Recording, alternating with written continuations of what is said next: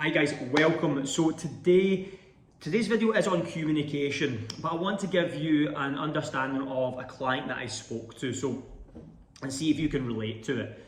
So they came in and they said they were stressed. Just straight out, I'm very stressed, I'm overwhelmed, I've got this going on in work, I've got this going on in work, and I'm in the gym right now, and it's a bit overwhelming. With that being said, they are obviously got something stressful on at work. And I asked a few questions, what did you do at the weekend? What was the different things you did? I went over to this event and yes, okay, I did drink and I ate rubbish food for the last 2 days.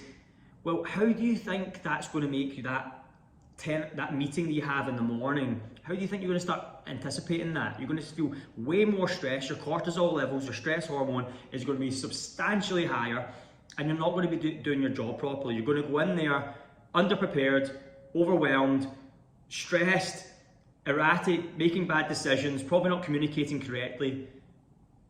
And then what happens in that situation is a lot of people will go down the road of blaming somebody else. They'll say, oh, you know what, I'm just too overwhelmed in work.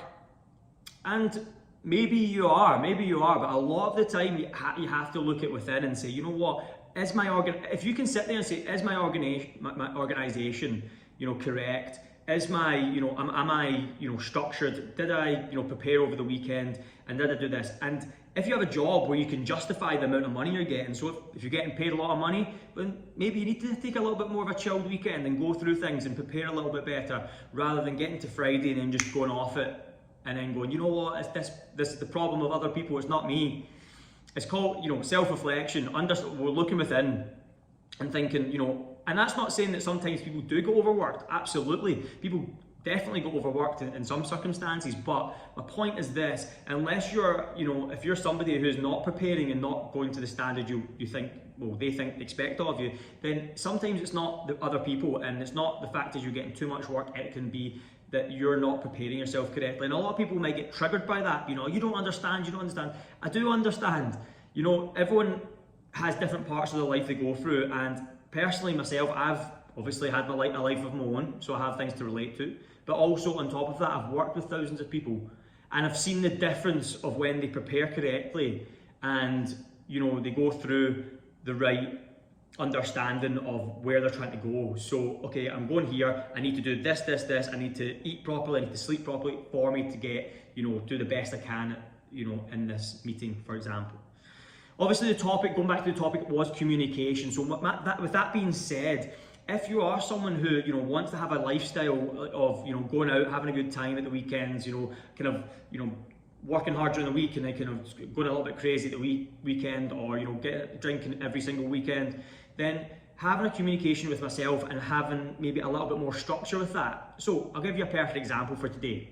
If you're someone who is there and you feel like, I've worked hard this week, I've been eating well, I've trained hard, but I'm going to go and do what I want this Friday night, Saturday night, probably Sunday as well, or even Saturday, Sunday, 2 days of the week, you might end up not getting the results you want because you overdo it at the weekend.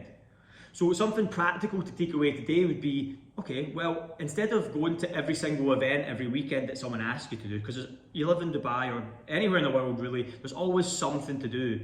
But if you just say yes to everything and you don't prepare a weekend of more healthy or an event where you're doing something a bit more active, or you're getting some friends round and you're not drinking but you're cooking some healthy meal together, there's a lot of examples of what you can do at the weekend, then you're going to overdo it. So my suggestion would be this: if you're someone who finds themselves in a social environment where everyone's asking you to do things and doing this and doing that, well, do something every second weekend. Because if you do that and you're only having a drink maybe every 14 days as opposed to every 7 days, that's going to make a big difference to how you feel, your hormones, your results over the long term.